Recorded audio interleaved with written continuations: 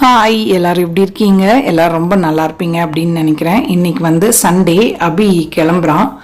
அண்ணுக்கு என்ன வேணும்னு கேட்டேன். அவன் ஏற்கனவே பெங்களூர் போயிட்டா இல்லையா, புளிக்காய்ச்சல் மட்டும் செஞ்சு கொடு மம்மி அப்படின்னா, அதனால தான் நிறைய செஞ்சு தரலாம் அப்படின்ட்டு ஸ்டார்ட் பண்ணியிருக்கேன். நான் இதோட அளவுகளெல்லாம் டிஸ்கிரிப்ஷனில் கொடுத்துட்றேன், தேவைப்படுறவங்க அதில் செக் பண்ணிக்கோங்க. புளி வந்து ஒரு அரை மணி நேரம் முன்னாடியே நல்லா சுடு தண்ணியில் ஊற வச்சுட்டேன். அதை வந்து இப்போ கரைச்சிக்கலாம். தேவையான ஐட்டம்ஸ் எல்லாமே ரெடியாக எடுத்து வச்சாச்சு. கடகடன் வேலை முடிச்சுட்டு தான் பிரேக்ஃபாஸ்ட்டே பண்ணணும். பிரேக்ஃபாஸ்ட்டுக்கு பார்த்தீங்கன்னா இன்றைக்கி சிம்பிளாக தோசை தான். நேற்று அரைச்ச வெங்காயம் தக்காளி வதக்கி அரைச்சிருந்து சட்னியும் இருந்தது. அதனால தான் சரி முதல்ல இந்த வேலையை முடிச்சிடலாம் அப்படின்ட்டு ஸ்டார்ட் பண்ணியிருக்கேன். ஸோ நல்லா புளியை வந்து இந்த மாதிரி கரைச்சி எடுத்துக்கலாம். தண்ணி சேர்த்துட்டு 2-3 தடவை பிழிஞ்சு எடுத்திருக்கேன். ஸோ நல்ல பெரிய எலுமிச்சம்பழம் சைஸ் அளவுக்கு புளி தான் ஊற வச்சுருந்தேன். 6 எலுமிச்சம்பழம் சைஸ் அளவுக்கு. அது கூடவே இப்போ பிழிஞ்சு எடுத்தது கூட 1 டீஸ்பூன் மிளகாத்தூள், கல்லுப்பு தேவையான அளவுக்கு சேர்த்துருக்கேன், 2 டீஸ்பூன் பெருங்காயம். சின்ன பர்னரில் வச்சுட்டு மூடி போட்டு விட்டுற போகிறேன். அது பாட்டு கொதிச்சுட்டே இருக்கட்டும். அதுக்குள்ளே நமக்கு அதில் வறுத்து பொடி பண்ணி சேர்ப்போம் இல்லையா, அந்த ஐட்டம்ஸ் எல்லாம் வறுத்துக்கலாம். இதோட இன்க்ரீடியன்ட்ஸ் எவ்வளோ போடுறேங்கிறத நான் டிஸ்கிரிப்ஷனில் கொடுத்துட்றேன். ஸோ நல்ல வாசனை வர்ற அளவுக்கு வறுத்துடணும். முதல்ல இந்த ஐட்டம்ஸ் எல்லாம் நல்லா வறுத்துட்டு எள்ளு சேர்க்கணும். அது வந்து இது நல்லா வறுத்ததுக்கு அப்புறமா தான் சேர்க்கணும். அது முதலே சேர்த்தோன்னா சடச்சடன்னு பூரா பொரிஞ்சு வெளியே வந்துடும். அதனால் பாருங்கள், இந்த இதெல்லாம் மல்லி மற்ற பருப்பு வகைகள்லாம் நல்லா வறுபட்டதுக்கு அப்புறமா கருப்பு எள்ளு சேர்த்தாலும் நல்லா தான் இருக்கும். நான் வந்து இன்றைக்கி வெள்ளை எள்ளு சேர்த்துருக்கேன். ஸோ இது சேர்த்துட்டு நல்லா சடச்சடன்னு பொரிய ஆரம்பிச்சதும் ஒரு பிளேட்டுக்கு மாற்றிடலாம். நல்லா ஆறுனதுக்கு அப்புறமா தான் நம்ம பிடிச்சி சேர்க்க போகிறோம். நான் மிளகா வத்தல் பார்த்தீங்கன்னா ஒரு 15 அளவுக்கு எடுத்திருக்கேன். 4-5 பேதகி சில்லி, பாக்கி வந்து நார்மல் மிளகா. காரம் வந்து கொஞ்சம் திட்டமாக தான் இருந்தது. உங்களுக்கு நல்லா காரமாக வேணும்னா இன்னும் ஒரு 5-6 மிளகா நீங்கள் சேர்த்து இது பண்ணிக்கலாம். தாளிப்புக்கு தேவையான ஐட்டம்ஸ் எல்லாம் எடுத்து வச்சுருக்கேன். வறுத்தது கொஞ்சம் ஆறட்டும், அதுக்குள்ளே தாளிப்பு ரெடி பண்ணிக்கலாம். ஒரு 3 டேபிள் ஸ்பூன் அளவுக்கு நல்லெண்ணெய் சேர்த்துருக்கேன். இதுக்கு எண்ணெய் வந்து ரொம்ப தேவைப்படும். தாளிப்புக்கு இப்போ கொஞ்சமாக சேர்த்து தாளிச்சிக்கிறேன். நிலக்கடலை ஒரு 1/2 கப் அளவுக்கு சேர்த்துருக்கேன். அது கொஞ்சம் நல்லா வறுபட்டதுக்கப்புறமா கடலைப்பருப்பு சேர்த்துக்கலாம். இதுவும் கொஞ்சம் வறுபட்டதுக்கப்புறமா உளுத்தம்பருப்பு, இதுவும் நல்லா வறுபட்டதுக்கப்புறமா தான் கடுகு சேர்க்கணும். லாஸ்ட்டாக அது படப்படன்னு டக்குன்னு பொரிஞ்சிரும் கடுகு. அதனால் இந்த பருப்பெல்லாம் நல்லா வறுபட்டதுக்கப்புறமா இப்போ வந்து கடுகு சேர்த்துக்கலாம். இதுவும் வந்து நல்லா பட்டுன்னு பொரிஞ்சு வந்ததுக்கப்புறமா ஒரு 6-7 மிளகா வத்தல் கிள்ளி சேர்த்துக்கிறேன். இப்போ முதலே மிளகா வத்தல் இதெல்லாம் சேர்த்துட்டோம் அப்படின்னா கருகிரும். அதனால தான் ஒன்றா சேர்த்தோம் அப்படின்னா ஒன்று கொஞ்சம் வதங்கினதுக்கப்புறமா ஸ்டெப் பை ஸ்டெப் சேர்த்துக்கலாம். இப்போது 4-5 கொத்து கருவேப்பிலை சேர்த்துருக்கேன். ஏற்கனவே நம்ம கொதிக்கிற புளி தண்ணிலையும் பெருங்காயம் சேர்த்துருக்கோம். இதுலேயும் 1 டீஸ்பூன் அளவுக்கு பெருங்காயம் சேர்த்துருக்கேன். கல் பெருங்காயம் சேர்த்தா இன்னும் வாசனையாக இருக்கும். பொடியில் வந்து அவங்க மாவு கலந்துடுறாங்களா, அந்த அளவுக்கு நல்லா இருக்க மாட்டேங்குது. பாருங்கள், நமக்கு புளி தண்ணி நல்லா கொதிச்சிட்ருக்கு. அதில் இந்த தாளிப்பை சேர்த்துட்டு நல்லா கலந்துட்டு மூடி போட்டுடலாம். அதுக்கு முன்னாடி வெல்லம் சேர்த்துற போகிறேன். வெல்லம் பார்த்தீங்கன்னா ஒரு 1/4 கப் அளவுக்கு சேர்த்துக்கிறேன். வெல்லம் கொஞ்சம் சேர்த்தோம் அப்படின்னா டேஸ்ட் பேலன்ஸ் பண்ணி கொடுக்கும், நல்லாவே இருக்கும். நீங்கள் டேஸ்ட் பண்ணிவிட்டு பத்தலை அப்படின்னா இன்னும் 1-2 ஸ்பூன் கூட சேர்த்துக்கலாம். ஸோ அது மூடி போட்டு விட்டுட்டேன். இப்போ வறுத்தது வந்து நல்லா ஆறிடுச்சு. அதை வந்து மிளகாயை முதல்ல நல்லா அரைச்சிட்டு அது கூட நம்ம வறுத்து வச்சுருக்க அந்த பருப்பெல்லாம் சேர்த்து நல்லா இந்த மாதிரி பொடிச்சு எடுத்துகிட்டு வந்துட்டேன். பாருங்கள், ரொம்ப நைஸாக இருக்கணும்னு இல்லை, ஓரளவுக்கு தரதருன்னு இருந்தால் நல்லா தான் இருக்கும். ஸோ இது பாருங்கள், நல்லா நமக்கு அந்த புளி கொதிச்சிட்ருக்கு இல்லையா, அதில் வந்து இந்த வறுத்த பொடியை சேர்த்துட்டு கட்டி தட்டாமல் நல்லா மிக்ஸ் பண்ணி விட்டுறணும். எண்ணெய் பிரிஞ்சு வர அளவுக்கு பண்ணணும். எண்ணெய் வந்து இனிமேல் தான் சேர்க்க போகிறோம். நம்ம தாளிப்புக்கு கொஞ்சம் தான் சேர்த்துருந்தோம், அது இந்த புளிக்காய்ச்சலுக்கு பத்தாது. உப்பு பார்த்தேன் கொஞ்சம் கம்மியாக இருந்தது, இன்னும் கொஞ்சம் உப்பு சேர்த்துருக்கேன்.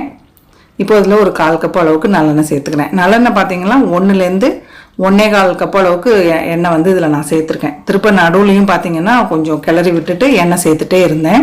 ஸோ ஆக மொத்தம் முதல்ல ஒரு 1/4 கப்பு, அப்புறம் ஒரு கிட்டத்தட்ட 1 கப்பு 1/4 கப் அளவுக்கு எண்ணெய் சேர்த்துருக்கேன். ஸோ சாதம் வந்து காலையிலே ரைஸ் குக்கரில் வச்சுட்டேன். அது ரொம்ப சூடாக இருக்குது பார்த்தீங்களா, வெந்துருச்சு. இதில் இப்போது கொஞ்சமாக நல்லெண்ணெய் ஊற்றி வச்சிடலாம். புளிக்காய்ச்சல் டேஸ்ட் பண்ணி பார்க்குறதுக்காக தான் இது. பாக்கி வந்து தயிர் சாதமாக தான் இன்றைக்கி லஞ்சுக்கு, சிம்பிள் லஞ்சு தான். ஸோ கொஞ்சமாக அந்த நம்ம சூடாக காய்ச்சினோம் இல்லையா, அந்த புளிக்காய்ச்சல் டேஸ்ட் பண்ணுறதுக்காக எடுத்துகிட்டு கொஞ்சம் நல்லெண்ணெய் ஊற்றி ஆற விட்டுருக்கேன். நம்ம நார்மலாக நீங்கள் எப்பயுமே புளி சாதம் கலக்குறீங்க அப்படின்னா வடித்த சாதமோ இல்லை குக்கரில் வச்ச சாதமோ ஒரு தாம்பாளத்தில் போட்டுட்டு ஒரு 2-3 ஸ்பூன் நல்லெண்ணெய் சேர்த்து மிக்ஸ் பண்ணி வச்சுட்டோம்னா ஒட்டாமல் இருக்கும் அரிசி. ஸோ ஹஸ்பண்டுக்கு வந்து ஊத்தப்பம் மாதிரி வேணும்னு கேட்டார். சொன்னேன் இல்லையா, நேற்று அரைச்ச சட்னி நிறையவே இருந்தது. அதனால் அபிக்கும் அவருக்கும் தோசை சுட்டு கொடுத்துட்டு நானும் சாப்பிட போகிறேன். அபி வந்து நேற்று பீட்சா ஃப்ரெண்டு கூட போய் சாப்பிட்டான் போல், நிறைய பாக்கி இருந்ததுன்னு எடுத்துகிட்டு வந்திருந்தான். அதை சூடு பண்ணியிருந்தேன். அவன் அதை 2-3 பீஸ் சாப்பிட்டுட்ருக்கான். நானும் இங்கே தோசை சுட்டுட்டே சைட் பை சைடு இந்த பீட்சா வந்து சாப்பிட்டுட்ருக்கேன். டாமினோஸ்லேருந்து வாங்கிட்டு வந்தான். நிறைய வாங்கிட்டாங்க போல், பாக்கி இருந்ததை தூக்கிட்டு வந்துட்டான். ஸோ நைட்டு மெஷின் போட்டிருந்தேன். ஒரு ஃப்ரெண்டு ஃபேமிலி வந்து டின்னருக்கு வந்திருந்தாங்க. நான் அதெல்லாம் எடுக்கவே இல்லை. சிக்கன் இட்லி இந்த சட்னி எல்லாம் பண்ணியிருந்தேன். ஸோ அது வந்து ரொம்ப சூடாக இருந்ததுன்னு வீடியோவே எடுக்கல. அவங்க வந்தனால வேலை மட்டும் கடகடன்னு முடிச்சிட்டேன். ஸோ பாத்திரம்லாம் நிறையா இருந்தது, அதெல்லாம் மிஷின்லேயே போட்டாச்சு. ஸோ இப்போ காலைல ஏஞ்சதும் இந்த புளிக்காய்ச்சல் வேலைக்கு போனதுனால அதை கிளியர் பண்ணலை. இப்போ கடகடன்னு எடுத்து அதெல்லாம் அடிக்கிற போகிறேன். மிஷின் எப்படி இருக்குன்னு கேட்டிங்க. பாஷ் எல்ஜிலாம் சூப்பராக இருக்கும் போல். இது பேசிக் ஐஎஃப்பி தான், ஓரளவுக்கு ஓகே. நான் வந்து நிறைய கிளாஸு இந்த மாதிரி செராமிக் ஐட்டம்ஸ் ஸ்டீல் எல்லாம் யூஸ் பண்ணுறதுனால நல்லாவே க்ளீன் ஆகிடுது. சுடு தண்ணியில் க்ளீன் பண்ணுது பார்த்தீங்களா, அதனால நல்லா பளபளன்னு இருக்கும். நிறைய பாத்திரம் இருக்கப்போ இது யூஸ் பண்ணிக்கிறது, டெய்லி பேசிஸில் போடுறதில்ல. ஸோ பாருங்கள், நல்லா கொஞ்சம் வத்தி எண்ணெய் பிரிஞ்சு புளிக்காய்ச்சல் கம்மன்னு ரெடி. அவ்வளோதான். ஆறுனதும் அன்னுக்கு பேக் பண்ணிடணும். சாதத்தில் நல்லெண்ணெய் சேர்த்து வச்சுருந்தேன் பார்த்தீங்களா, கொஞ்சம் ஃப்ரெஷ்ஷாக இது கருவேப்பிலை சேர்த்துட்டு அது மேலேயே தேவையான அளவுக்கு இந்த புளிக்காய்ச்சலையும் சேர்த்துருக்கேன். ஸோ இப்போ இது வந்து கையாலே மிக்ஸ் பண்ணிக்க போகிறோம். உடனே சாப்பிட போகிறனால நார்மலாக நீங்கள் வச்சு சாப்பிட்ணும் அப்படின்னா கையெல்லாம் போடாதீங்க, நல்லா கரண்டி வச்சே மிக்ஸ் பண்ணிக்கலாம். ஸோ பார்த்தீங்களா, கம்மன்னு புளியோதரை, கோவில் புளியோதரை ஸ்டைலில் ரெடி ஆகிடுச்சு.